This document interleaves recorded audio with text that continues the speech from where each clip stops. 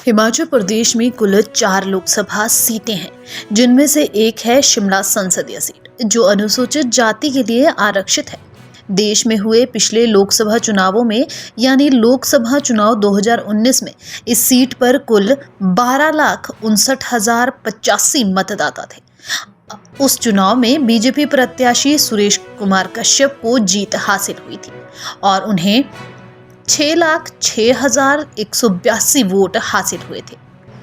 इस चुनाव में सुरेश कुमार कश्यप को लोकसभा सीट में मौजूद कुल मतदाताओं में से 48.14% का समर्थन प्राप्त हुआ था, जबकि इस सीट पर डाले गए वोटों में से 66.24% उन्हें दिए गए थे।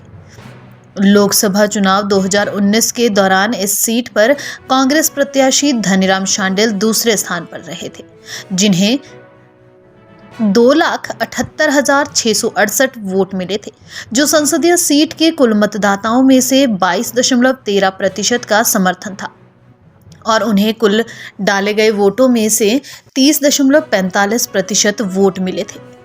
इस सीट पर आम चुनाव 2019 में जीत का अंतर 3,27,514 रहा था। इससे पहले शिमला लोकसभा सीट पर वर्ष 2014 में हुए आम चुनाव के दौरान 11,53,363 मतदाता दर्ज थे। उस चुनाव में बीजेपी प्रत्याशी वीरेंद्र कश्यप ने कुल 3,85,973 वोट हासिल कर जीत दर्ज की थी। उन्हें लोकसभा क्षेत्र के कुल मतदाताओं में से 33.47% ने समर्थन दिया था और उन्हें उस चुनाव में डाले गए वोटों में से 52.3% वोट मिले थे।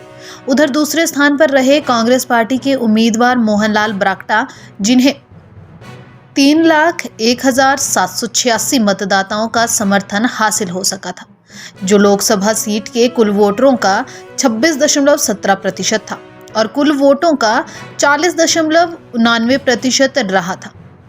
लोकसभा चुनाव 2014 में इस संसदीय सीट पर जीत का अंतर 84,187 रहा था।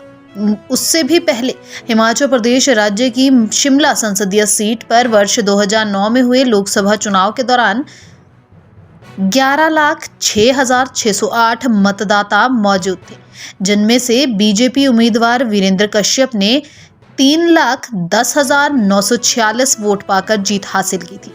वीरेंद्र कश्यप को लोकसभा क्षेत्र के कुल मतदाताओं में से 28.1% वोटरों का समर्थन हासिल हुआ था, जबकि चुनाव में डाले गए वोटों में से 52.42% वोट उन्हें मिले थे। दूसरी तरफ उस चुनाव में दूसरे स्थान पर कांग्रेस पार्टी के उम्मीदवार धनीराम शांडिल रहे थे, जिन्हें 2,83,619 मतदाताओं का साथ मिल सका था। यह लोकसभा सीट के कुल वोटरों का 25.63% था और कुल वोटों का 45.99% था। लोकसभा चुनाव 2009 में इस संसदीय सीट पर जीत का अंतर 27,327 रहा था।